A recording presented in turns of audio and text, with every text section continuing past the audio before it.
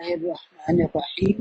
رب اشرح لي صدری یسر لي امری واحلل عقدۃ من لسانی یفقهوا قولی اللهم ربنا زدنا علما یا معلم ابراہیم علمنا یا مفاہم سلیمان فہمنا۔ سیرہ کو ہم آج یہاں سے شروع کر رہے ہیں۔ ہم نے دیکھا تھا کہ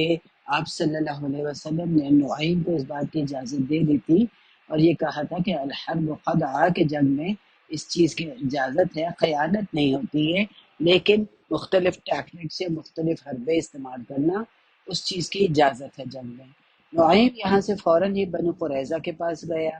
اور یہ آدھی رات تھی اور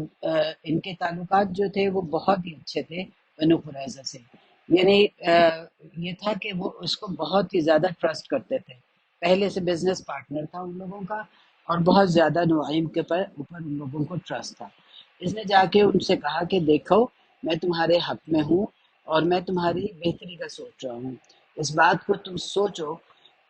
کہ تم تو یہاں کے رہنے والے ہو اور یہ زمین تمہاری زمین ہے، یہ پراپرٹی تمہاری پراپرٹی ہے، یہ دولت تمہاری دولت ہے، اور قریش کا تو کوئی نقصان نہ ہوگا اگر وہ واپس لوٹ جائیں گے، مگر تم بہت نقصان اٹھاؤ گے۔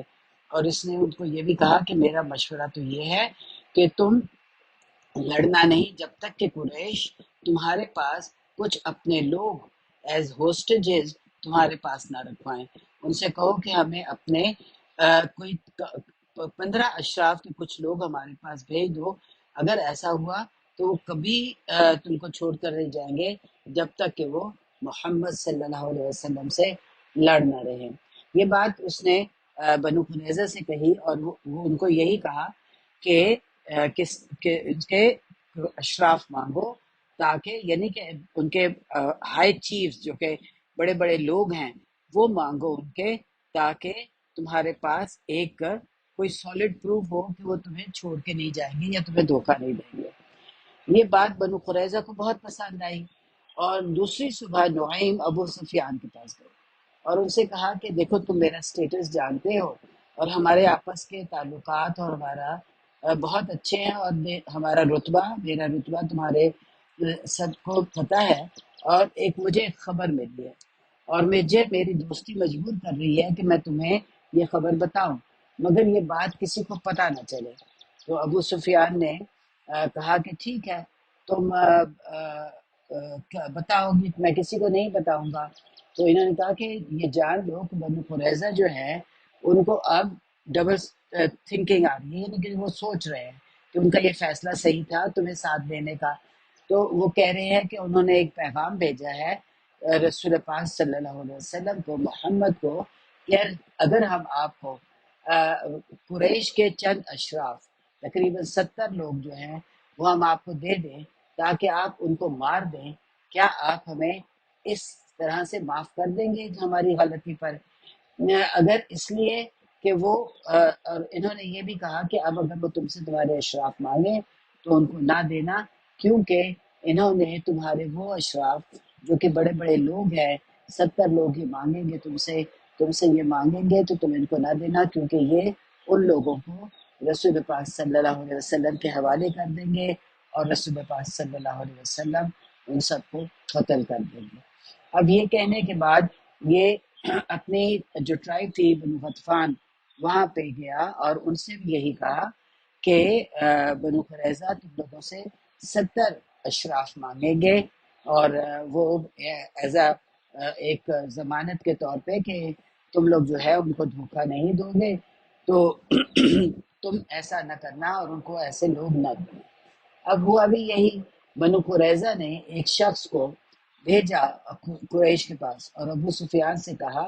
کہ اپنے کچھ 70 اشراف ہمیں دے دو تاکہ ہمیں اس بات کی ضمانت ہو کہ تم یہاں سے لڑے بغیر واپس نہیں جاؤ گے۔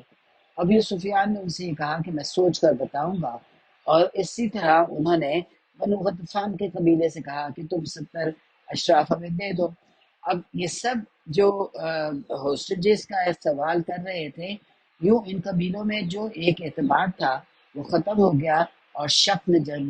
جگہ لے لی ان معاملات میں۔ ابو سفیان نے اپنے لوگوں سے یہی کہا کہ بنو قریظہ ہمارے 70 اشراف مانگ رہے ہیں، اب وہ اپنی سائڈ بدلنا چاہتے ہیں، لیکن ہم ان کو ایک شخص بھی نہ دیں گے۔ یہ اشراف کیوں مانگ رہے تھے؟ اس لیے کہ اگر غلام مانگتے تو غلاموں کو تو وہ چھوڑ کے چلے جاتے، ان کو کوئی فرق نہیں پڑتا تھا، لیکن ان کے اپنے اچھے عہدے دار لوگ، اونچے اونچے لوگ وہ چھوڑ کے نہیں جا سکتے تھے، لہٰذا اشراف مانگے۔ اب نعیم نے بنو قریظہ کے پاس پھر گئے اور پھر کیا کہا کہ کیا تم جانتے ہو ابو سفیان نے کیا کہا ہے جب کہ تمہارا وہاں سے میسنجر تم نے بھیجا کہ ہمیں اشراف دو؟ تو اس نے کہا کہ انہوں نے، قریش نے کہا ہے، انہوں نے یہ کہا کہ واللہ ہم ان کو ایک اونٹ کا بچہ بھی نہ دیں گے، کہاں ہمارے اشراف؟ تو وہ یہ سمجھتے ہیں کہ تم ان اشراف کو محمد صلی اللہ علیہ وسلم کو دے دو گے تاکہ وہ ان کی گردنیں اڑا دیں۔ اب یہ بات جب بنو قریظہ نے سنی تو بنو قریظہ کو بہت غصہ آیا کہ یہ قریش ایسی بات کیوں کر رہے ہیں۔ لہٰذا وہ جو چیف جس نے کہ مان گیا تھا حیئی کی بات پہ حملہ کرنے کا، اس کو بہت ہی افسوس ہوا اور اس نے کہا کہ میں نے ایسا کیوں کیا، مجھے پہلے ہی پتا تھا کہ حیئی کبھی خیر نہیں لاتا اور اس نے ہمیں پھنسا دیا ہے۔ بنو قریظہ کے ایک اور شخص، اس نے یہ کہا کہ اگر کچھ قریش اور غطفان دونوں چھوڑ کر چلے جاتے ہیں تو ہمارے لیے سوائے تلوار کے اور کوئی سزا نہ ہوگی، یعنی کہ رسول اللہ صلی اللہ علیہ وسلم ہمیں عہد توڑنے کی سزا کیا دیں گے، ہمیں ایگزیکیوٹ کر دیں گے، ہمارے لوگوں کا قتل ہوگا۔ اس سے پتہ چلتا ہے کہ ان کو جو سزا اب ان کو ملنے والی تھی عہد توڑنے کی، ان کو خود اس کا آئیڈیا تھا۔ اس کے بعد ابو سفیان نے فیصلہ کر لیا اس بات کا کہ وہ ہر صورت سے حملہ کرے گا، کیونکہ اب وہ پریشان تھا کہ اگر بنو قریظہ بھی بدل جاتی ہیں تو اس کا مطلب ہے کہ بنو قریظہ اور رسول پاک صلی اللہ علیہ وسلم دونوں مل کر کس پہ حملہ کر دیں گے؟ ابو سفیان پہ حملہ کر دیں گے۔ تو اس لیے اب اس کو یہ ڈر تھا کہ ایسا نہ ہو کہ یہ دونوں مل کر ہم پہ حملہ کر دیں، تو اس نے یہ فیصلہ کر لیا کہ دوسرے دن کی صبح کو یہ سب مل کے، یعنی بنی قریظہ اور یہ ابو سفیان اور قبیلہ غطفان، یہ تینوں کے تینوں مل کے رسول پاک صلی اللہ علیہ وسلم کی جو آرمی تھی، کیمپ تھا، اس پہ حملہ کر دیں گے۔ اور یہ اس نے جب فیصلہ کیا تو اس نے ایک وفد بھیجا بنو غطفان، وہاں پہ بنو قریظہ بھیجا اور اکرمہ ابو جہل کو ان کا لیڈر بنایا اور ان سے کہا کہ کل صبح ہم سب مل کر حملہ کرنے والے ہیں۔ ان کو یہ بتا دیا کہ ہم دوسرے دن صبح مل کر حملہ کر دیں گے، لیکن اللہ تعالیٰ کو کچھ اور ہی منظور تھا۔ وہ ہوا یہ کہ یہ جو وفد تھا عصر کے بعد جمعے کے دن بنو قریظہ پہنچا، اور ہم سب جانتے ہیں کہ ہفتہ یہود کا یوم السبت جو ہے وہ ایسا دن ہوتا ہے کہ اس دن وہ کوئی کام نہیں کرتے، بالکل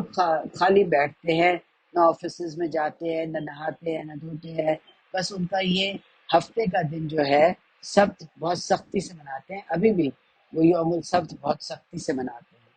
تو ان کی شریعت میں اس کی ممانعت ہے۔ ہفتے کو خاص طور پہ جنگ کے لیے تو وہ استعمال کر ہی نہیں سکتے تھے۔ تو قریش کیونکہ یہود کے ساتھ نہیں رہے تھے، نہ ہی ان سے ملنا جلنا تھا، تو انہیں سبت کے قانون کے بارے میں کوئی خبر نہیں تھی کہ کیا ہوتا ہے یہ سبت کا قانون اور کیوں نہیں لڑا جاتا، کہ یہ ان کی شریعت ہے اور ان کو دینی طور پر منع ہے۔ اس لیے قریش کو اس چیز کے بارے میں کسی قسم کا علم نہیں تھا۔ لہٰذا یہی ہوا کہ کیونکہ دوسرے دن جس دن حملے کا ابو سفیان کہہ رہا تھا، اسی دن ہفتہ تھا، تو انہوں نے، بنو قریظہ نے انکار کر دیا اور بنو قریظہ نے کہا کہ ہم ہفتے کو حملہ نہیں کریں گے، اتوار کے دن ہم حملہ کرنے کے لیے تیار ہیں، آپ اتوار کے دن حملہ کر دیں اور اس کے لیے ہمیں وقت چاہیے، یعنی ہفتے کے لیے ٹائم لگا۔ اب ٹائم زیادہ مانگا، تو اب جب یہود نے انکار کیا کہ ہفتے کے بجائے اتوار کو کریں گے اور وقت چاہیے، تو ابو سفیان کا شک جو تھا وہ پختہ ہو گیا۔ ساتھ ہی یہ بھی کہ انہوں نے کہا کہ جب تک تم اپنے 70 اشراف ہمیں نہیں دو گے جنگ نہیں ہوگی۔ اکرمہ نے جب جا کے ابو سفیان کو بتایا تو ابو سفیان غصے سے بھڑک اٹھا اور حیئی کو بلایا کہ یہ ہفتے کا قانون کیا قانون ہے، یہ اسے تو پتہ ہی تھا کہ یہ کیا چیز ہے، اس کے لیے سب دن برابر تھے۔ تو حیئی کو اگر آپ کو یاد ہو کہ وہ یہ شخص تھا جو سب سے پہلے اپنے قبیلے میں گیا تھا، یہود کے قبیلے میں، جس پہ اس نے ان کو مجبور کیا تھا کہ قریش کا ساتھ دو۔ بہرحال اس نے کہا کہ یہی کیونکہ خود یہود تھا، اس لیے اس نے کہا کہ ہفتے کو ہم بہت سختی سے مناتے ہیں اور ہم اس دن کوئی کام نہیں کرتے، ہمارا یہ مذہبی دن ہوتا ہے، اس لیے ہم اس دن کسی قسم کی کوئی بھی جنگ تو درکنار کوئی اور کام بھی نہیں کرتے ہیں۔ ابو سفیان کو اس بات پہ بہت غصہ چڑھا، اس نے کہا دنوں سے کیا فرق پڑتا ہے، ہفتہ ہو یا اتوار ہو، دونوں دن برابر ہے، ہفتے کی کیا اسپیشلٹی ہے۔ اسے سمجھ ہی نہیں آ رہا تھا کہ ہفتے کو یہ اتنا زیادہ مقدس کیوں سمجھتے ہیں، جبکہ سارے دن ان کے لیے برابر تھے۔ ان کو نہیں اس بات کا احساس تھا کہ کیونکہ جیسے میں نے پہلے کہا کہ وہ کیونکہ یہود کے ساتھ رہے نہیں تھے، آپ جب کسی قوم کے ساتھ رہتے ہیں تو اس قوم کے جو بھی ریچولز ہوتے ہیں وہ دوسری قوم کو پتہ ہوتے ہیں اور عموماً اپنا بھی لیے جاتے ہیں۔ جیسے ہم ہندوؤں کے ساتھ رہے ہیں تو ہمارے ہاں کتنے ریچولز جو ہیں وہ ہندوؤں کے ہیں، وہ آٹومیٹکلی آپ کے اندر آ جاتے ہیں۔ اسی طرح کیونکہ یہ ان کے ساتھ رہے نہیں تھے تو انہیں یہ پتہ نہیں تھا کہ ہفتے کا قانون کیا چیز ہوتی ہے کہ ان کی آ، آ، آ، شریعت میں ہے۔ خیر بہرحال ہوئی کو اب جب انہوں نے اس نے قسم اٹھائی ابو سفیان نے کہ لات اور عزا کی قسم تم لوگ دھوکے باز ہو۔ ہوئی کو ڈر پڑ گیا کہ کہیں ابو سفیان اس کو مار نہ دے، لہذا وہ خاموشی سے نکل کر بنو قریظہ پہنچ گیا اور وہاں جا کے اس نے اپنی قوم کی بڑی منت سماجت کی کہ یہ سب کے قانون کو بھول جاؤ، چھوڑ دو اور جیسے قریش کہہ رہے ہیں ویسے ہی کرو اور ان سے لڑو۔ حالانکہ یہ اب اس سے پتہ چلتا ہے کہ حیئی کے اندر کس قدر لالچ تھا، حالانکہ یہ شریعت کا حکم تھا اور یہ خود جانتا تھا کہ ہفتے کے دن ان کو کوئی کام نہیں کرنا۔ قرآن میں بھی اس کا ذکر ہے ہفتے کے دن کا۔ بہرحال بنو قریظہ نے قسم اٹھائی کہ اگر ہم سب مر بھی گئے تو ہم ہفتے کا قانون نہیں توڑیں گے۔ حویئی ڈر گیا کہ واپس قریش نہ گیا، اس کو یہ ڈر تھا کہ قریش اس کو مار دیں گے، لہٰذا وہ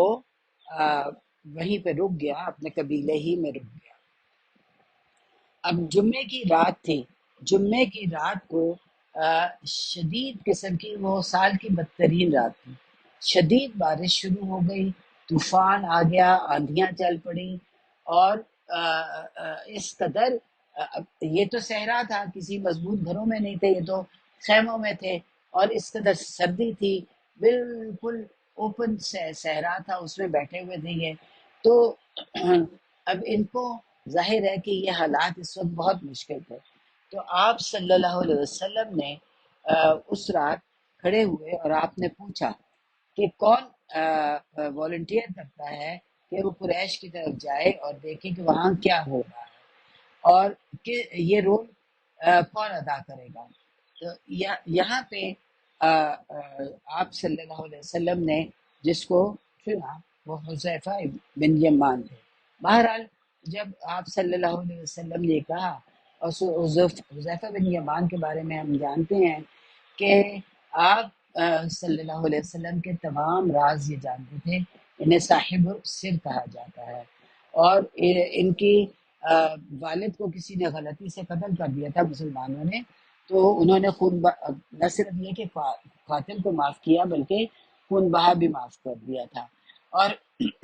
ہم نے پیچھے اس بات کا ذکر کیا تھا کہ یہ دو تین لوگ تھے جو کہ جا رہے تھے مدینہ، تو قریش نے ان کو پکڑ لیا تھا اور مارنے لگے تھے، لیکن انہوں نے منت سماجت کی، نہیں مارا۔ تو انہوں نے قریش نے ان سے کہا کہ ٹھیک ہے تم وعدہ کرو کہ تم واپس جاؤ گے تو تم ہمارے ساتھ لڑو گے نہیں، اور انہوں نے وہ وعدہ کر لیا۔ لہٰذا جب جنگ بدر ہوئی تو انہوں نے آپ صلی اللہ علیہ وسلم کو بتایا کہ ہمارا ایسا ان سے وعدہ ہوا ہے، تو آپ صلی اللہ علیہ وسلم نے کہا کہ تم اپنا وعدہ پورا کرو، لہٰذا ان لوگوں نے جنگ میں حصہ نہیں لی تھی۔ اب حذیفہ بن یمان نے یہ بات خود ہی بتائی، اور یہ اس وقت حذیفہ بوڑھے ہو گئے تھے، یعنی عراق میں تھے، اور کچھ نوجوان لڑکے آپ صلی اللہ علیہ وسلم کے بارے میں جاننا چاہتے تھے۔ حذیفہ نے بتایا کہ کیا کیا ہوا۔ کچھ تھوڑا بہت جب بتایا تو ایک نوجوان جو کہ بہت جذباتی سے لڑکا تھا، اس نے کہا کہ اگر میں آپ کے ساتھ ہوتا تو میں بتاتا کہ اصل لڑائی کیا ہوتی ہے۔ اگر میں اس وقت ہوتا تو رسول پاک صلی اللہ علیہ وسلم کو چلنے بھی نہ دیتا، بلکہ اپنی کمر پر اٹھا کر رکھتا۔ اس قسم کی باتیں جب اس نے کہی تو حذیفہ بن یامان نے کہا کہ اچھا، تو پھر تمہیں میں یہ سناتا ہوں کہ انہوں نے اسے کہا انت فاعل، کیا تم ایسا کرو گے؟ تو مجھے اس رات کا قصہ سنانے دو۔ پھر حذیفہ بن یمان نے بتایا کہ احزاب کی رات مجھے یاد ہے کہ آپ صلی اللہ علیہ وسلم ہمارے ساتھ تھے، اور سب عمر، ابو بکر اور عثمان اور علی سب تھے، ہم لوگ سب تھے، اور ایک دم ٹھنڈی ہوا، یخ ہوا چلنی شروع ہو گئی، اوپر سے شدید سردی تھی، یعنی فریزنگ کولڈ تھی، اور قریش ہمارے اوپر تھے اور بنو قریظہ ہمارے نیچے تھے، اسفل منکم جو کہ قرآن نے کہا ہے۔ اور ہمیں اس بات سے کا خوف تھا، کہ بہت زیادہ یہ خوف تھا کہ اس رات سے زیادہ کوئی اور، انہوں نے کہا کہ ہمیں اپنی فیملیز کا خوف تھا کہ وہ جو شہر میں ہے ان کا کیا بنے گا۔ اور یہ حذیفہ بن یمان نے کہا کہ ہمیں اس بات کا خوف تھا، دوسری بات یہ تھی کہ اس رات سے زیادہ گہری کوئی رات کالی نہ تھی، اور کوئی رات ہم پر ایسی نہ آئی ہوگی جس میں کہ اتنی تیز ہوا ساتھ چلی تھی، اور وہ ہوا خود ہی بادلوں کی ایک طرح گرج رہی تھی، اس ہوا میں اتنی آواز تھی کہ یوں لگتا تھا کہ بادلوں کی طرح گرج رہی ہے، اور رات اتنی گہری تھی کہ ہم اپنی انگلیاں بھی نہیں دیکھ سکتے تھے، اور طوفان آنے والا تھا، ہم تھکے ہوئے تھے، ایک ماہ گزر چکا تھا، ہمارے پیٹ بھرے ہوئے نہیں تھے، کھانا نہیں تھا، گندا پانی پینے کو تھا، صرف کھجور کھانے کو تھی، سردی تھی، بھوکے تھے۔ یہ انہوں نے اپنا حال بتایا، اور انہوں نے کہا کہ ان حالات میں آپ کھڑے ہوئے اور کہا کہ کون مجھے دشمن کی خبر لا کر دے گا، اور میں اس کا صاحب ہوں گا قیامت کے دن، یعنی میں اس کا ساتھی ہوں گا۔ یہاں سے ہم دیکھتے ہیں کہ نہ آپ نے پیسہ لگایا، نہ اونٹ، نہ کوئی اور چیز، بلکہ اپنا ساتھ۔ اس سے پتہ چلتا ہے کہ آپ صلی اللہ علیہ وسلم سے کتنی زیادہ لوگوں کو محبت تھی کہ انہوں نے انعام میں اپنا ساتھ جو ہے وہ بتایا کہ قیامت کے دن میں اس کے ساتھ دوں گا۔ تو حذیفہ کہتے ہیں کہ مگر کسی ایک نے بھی اٹھ کر ہاں نہ کی، اور بالکل خاموشی رہی۔ تو آپ صلی اللہ علیہ وسلم نے پھر وہ بات دہرائی، لیکن پھر خاموشی رہی۔ اس کے بعد آپ صلی اللہ علیہ وسلم نے تیسری وہ بات دہرائی، جب تیسری دفعہ بھی آپ نے کہا تو بالکل خاموشی تھی، کسی نے اٹھ کے یہ نہیں کہا، کسی میں اتنی ہمت نہ تھی اس وقت کہ وہ ایسا کرتے۔ اتنی دیر میں آپ صلی اللہ علیہ وسلم کی آواز آئی، یا حذیفہ۔ تو جب میں کھڑا ہو گیا تو میں کھڑا ہوا، آپ صلی اللہ علیہ وسلم نے کہا کھڑے ہو جاؤ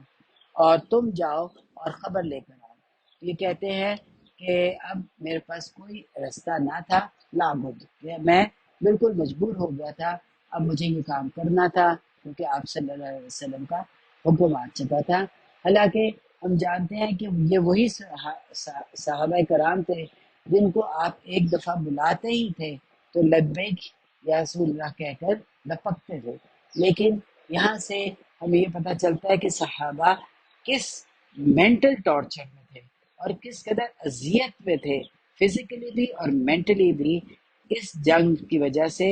کیونکہ جو ایک ماہ ہو گیا تھا اور ایک ماہ سے انتظار میں تھے کہ کبھی ادھر کی چھوٹی چھوٹی لڑائیاں تو ہو جاتی تھیں، لیکن اصل جو جنگ تھی وہ نہیں ہو سکتی تھی۔ اس سے یہ بھی پتہ چلتا ہے کہ آپ بات بتانے والے کی ایمانداری کتنی ہے۔ اگر حذیفہ چاہتے تو اپنے آپ کو بہت بڑا کر کے بتا سکتے تھے کہ میں نہیں ڈرا، میں کھڑا ہو گیا اور میں نے کہا میں جاؤں گا، لیکن انہوں نے جو کمزوری تھی اس کا بالکل صاف ذکر کیا، بلکہ کہا کہ اب میرے پاس کوئی راستہ نہیں تھا سوائے اس کے کہ میں جاؤں، اور بہت قسم کی اور بھی اپنے بارے میں بات کر سکتے تھے، لیکن انہوں نے نہیں کی۔ یہاں سے ہمیں مستحب اور واجب کا فرق بھی پتہ چل جاتا ہے۔ جب آپ صلی اللہ علیہ وسلم نے پوچھا کہ کون جائے گا تو اس وقت مستحب تھا، کوئی نہیں بولا، اور واجب نہیں تھا، لیکن جب حذیفہ کو کہا تو وہ واجب ہو گیا، لہذا حذیفہ انکار نہیں کر سکے۔ یہاں ہم اپنی سیرہ روکتے ہیں، انشاءاللہ ہم آگے پھر کل کریں گے اور دیکھیں گے کہ اس بات میں آگے کیا ہوا۔ اس اللہ تعالیٰ سے دعا ہے کہ اللہ تعالیٰ ہمارے نیک اعمال قبول کرے، ہمارے گناہوں کو معاف کرے، ہمارا ذرا ذکر نیک نامیوں میں بلند کرے، اور صحت اور تندرستی کے ساتھ ساری زندگی اپنا نسل در نسل بلائیاں عام کرے، آمین۔ ربنا تقبل منا انك انت السميع العليم وتب علينا انك انت التواب الرحيم، وصلى الله على نبينا محمد وعلى اله وصحبه اجمعين، واخر دعوانا الحمد لله رب العالمين۔